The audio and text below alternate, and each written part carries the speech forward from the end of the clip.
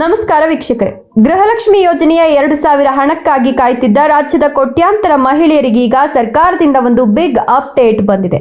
ಹೌದು, ಸರ್ಕಾರ ಒಂದೆಡೆ 31ನೇ ಕಂತಿನ 2400 ಕೋಟಿ ರೂಪಾಯಿ ಹಣವನ್ನ ಬಿಡುಗಡೆ ಮಾಡಿದ್ರೆ, ಇನ್ನೊಂದೆಡೆ ಆಪರೇಷನ್ ಗೃಹಲಕ್ಷ್ಮಿ ಹೆಸರಿನಲ್ಲಿ ದೊಡ್ಡ ಮಟ್ಟದ ಪರಿಷ್ಕರಣೆ ಅಂದ್ರೆ ವೆರಿಫಿಕೇಶನ್ ಶುರು ಮಾಡಿದೆ. ನಿಮ್ಮ ಖಾತೆಗೆ ಇನ್ನು ಮುಂದೆ ಪ್ರತಿ ತಿಂಗಳು 2000 ರೂಪಾಯಿ ತಪ್ಪದೆ ಬರಬೇಕು ಅಂದ್ರೆ ನೀವು ಈ ಒಂದು ಕೆಲಸವನ್ನ ಕಡ್ಡಾಯವಾಗಿ ಮಾಡಲೇಬೇಕು. ಆ ಕೆಲಸ ಏನು, ಆ ಕೆಲಸ ಮಾಡಿಸೋದು ಎಲ್ಲಿ, ಯಾವೆಲ್ಲ ದಾಖಲೆಗಳನ್ನ ತೆಗೆದುಕೊಂಡು ಹೋಗಬೇಕು ಅನ್ನೋ ಸಂಪೂರ್ಣ ಮಾಹಿತಿಯನ್ನ ಈ ವಿಡಿಯೋದಲ್ಲಿ ಸರಳವಾಗಿ ತಿಳಿಸ್ಕೊಡ್ತೀನಿ. ವಿಡಿಯೋವನ್ನ ಎಲ್ಲೂ ಸ್ಕಿಪ್ ಮಾಡದೆ ಕೊನೆ ತನಕ ನೋಡಿ. ಹಾಗೆ ಮಾಹಿತಿಗೆ ತಪ್ಪದೆ ಒಂದು ಲೈಕ್ ಕೊಟ್ಟು 31ನೇ ಕಂತು ಜಮೆ ಆಗಿದ್ಯಾ ಇಲ್ವಾ ಅನ್ನೋದನ್ನ ಕಮೆಂಟ್ ಮಾಡಿ ತಿಳಿಸಿ. ಹಾಗೆ ಇದೇ ರೀತಿ ಉಚಿತವಾಗಿ ನೋಟಿಫಿಕೇಶನ್ ಮೂಲಕ ಮಾಹಿತಿಗಳನ್ನು ಪಡೆಯಲು ನಮ್ಮ ಚಾನೆಲ್ ಅನ್ನು ಸಬ್ಸ್ಕ್ರೈಬ್ ಮಾಡಿಕೊಂಡು ಪಕ್ಕದಲ್ಲಿ ಬರುವ ಬೆಲ್ ಮೇಲೆ ಕ್ಲಿಕ್ ಮಾಡಿ. ಸ್ನೇಹಿತರೆ, ಕಳೆದ ಕೆಲವು ದಿನಗಳಿಂದ ರಾಜ್ಯದಲ್ಲಿ ಗೃಹ ಜ್ಯೋತಿ ಮತ್ತು ಗೃಹಲಕ್ಷ್ಮಿ ಯೋಜನೆಗಳ ಮರುಪರಿಶೀಲನೆ ಬಗ್ಗೆ ಸಾಕಷ್ಟು ಚರ್ಚೆಗಳು ನಡೀತಾ ಇದ್ವು.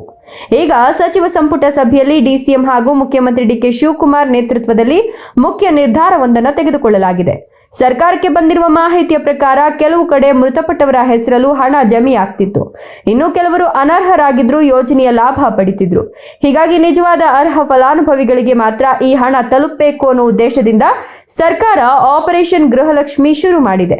ನಿಮ್ಗೆ ಗೊತ್ತಾ, ಈಗಾಗಲೇ ಈ ವೆರಿಫಿಕೇಶನ್ ಅಲ್ಲಿ ಸುಮಾರು 4,30,000ಕ್ಕೂ ಹೆಚ್ಚು ಅನರ್ಹ ಹಾಗೂ ಮೃತಪಟ್ಟವರ ಹೆಸರುಗಳನ್ನ ಪಟ್ಟಿಯಿಂದ ಡಿಲೀಟ್ ಮಾಡಲಾಗಿದೆ. ಇದರಿಂದ ಸರ್ಕಾರಕ್ಕೆ 100 ಕೋಟಿ ರೂಪಾಯಿ ಉಳಿತಾಯವಾಗಿದೆ.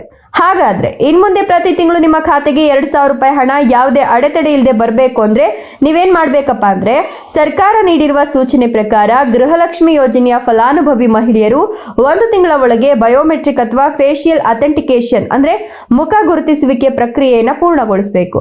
ಇದಕ್ಕಾಗಿ ನೀವು ಎಲ್ಲಿಗೆ ಹೋಗ್ಬೇಕಪ್ಪ ಅಂದ್ರೆ, ಇದನ್ನ ಆನ್ಲೈನ್ ಮೂಲಕ ಮನೆಯಲ್ಲಿ ಕುಳಿತು ಮಾಡಲು ಬರೋದಿಲ್ಲ. ನೀವು ನಿಮ್ಮ ಹತ್ತಿರದ ಗ್ರಾಮ್ 1, ಕರ್ನಾಟಕ 1, ಬಾಪೂಜಿ ಸೇವಾ ಕೇಂದ್ರ ಅಥವಾ ನಾಡ ಕಚೇರಿಗೆ ಹೋಗಿ ಬಯೋಮೆಟ್ರಿಕ್ ನೀಡಬೇಕಾಗ್ತದೆ. ನೀವು ಬಯೋಮೆಟ್ರಿಕ್ ಅಥವಾ ಫೇಶಿಯಲ್ ಅಥೆಂಟಿಕೇಶನ್ ಮಾಡಿಸಲು ಹೋಗುವಾಗ ನಿಮ್ಮ ಆಧಾರ್ ಕಾರ್ಡ್, ರೇಷನ್ ಕಾರ್ಡ್, ಆಧಾರ್ಗೆ ಲಿಂಕ್ ಆಗಿರುವ ಮೊಬೈಲ್ ಸಂಖ್ಯೆ, ಬ್ಯಾಂಕ್ ಪಾಸ್ಬುಕ್ ಮತ್ತು ವೋಟರ್ ಐಡಿಯನ್ನು ತೆಗೆದುಕೊಂಡು ಹೋಗಬೇಕು. ಇನ್ನೊಂದು ಮುಖ್ಯ ವಿಷಯ ಅಂದ್ರೆ, ತಕ್ಷಣವೇ ಎಲ್ಲರೂ ಓಡಿ ಹೋಗಿ ಬಯೋಮೆಟ್ರಿಕ್ ಮಾಡಿಸಬೇಕಿಲ್ಲ. ನಿಮ್ಮ ತಾಲೂಕು ಅಥವಾ ಜಿಲ್ಲಾ ಮಟ್ಟದಲ್ಲಿ ಸೂಚನೆ ಬಂದಾಗ ಹಂತ ಹಂತವಾಗಿ ಮಾಡಿಸ್ಕೊಳ್ಬಹುದು. ನಿಮ್ಗೇನಾದ್ರೂ ಮೆಸೇಜ್ ಅಥವಾ ಕರೆ ಬಂದ್ರೆ ಮಾತ್ರ ಕೇಂದ್ರಗಳಿಗೆ ಹೋಗಿ ಈ KYC ಪೂರ್ಣಗೊಳಿಸಿ. ಹಾಗೂ ಈ ಬಯೋಮೆಟ್ರಿಕ್ ಪ್ರಕ್ರಿಯೆಯನ್ನ ನೀವು ಒಮ್ಮೆ ಮಾಡಿದ್ರೆ ಸಾಕು, ಪ್ರತಿ ತಿಂಗಳು ಮಾಡುವ ಅಗತ್ಯ ಇರೋದಿಲ್ಲ. ಇನ್ನು ಗೃಹಲಕ್ಷ್ಮಿ ಹಣಕ್ಕಾಗಿ ಕಾಯ್ತಿದ್ದ ಮಹಿಳೆಯರಿಗೆ ದೊಡ್ಡ ಗುಡ್ ನ್ಯೂಸ್. ಜುಲೈ 17ರಿಂದಲೇ 31ನೇ ಕಂತಿನ 2400 ಕೋಟಿ ರೂಪಾಯಿ ಹಣ ಬಿಡುಗಡೆಯಾಗಿದ್ದು, ಈ ಹಣವನ್ನ ಜಿಲ್ಲೆಗಳಿಗೆ ಹಂತ ಹಂತವಾಗಿ ಜಮೆ ಮಾಡ್ತಿದ್ದಾರೆ. ನಿಮ್ಗೇನಾದ್ರೂ ಇನ್ನೂ ಹಣ ಬಂದಿಲ್ಲ ಅಂದ್ರೆ 2-3 ದಿನ ಕಾಯಿರಿ.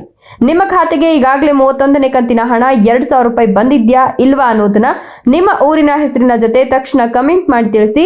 ಹಾಗೆ ಈ ಮಾಹಿತಿ ನಿಮ್ಗೆ ಇಷ್ಟವಾಗಿದ್ರೆ ತಪ್ಪದೆ ಈ ವಿಡಿಯೋಗೊಂದು ಲೈಕ್ ಕೊಟ್ಟು ಶೇರ್ ಮಾಡಿ. ಧನ್ಯವಾದಗಳು.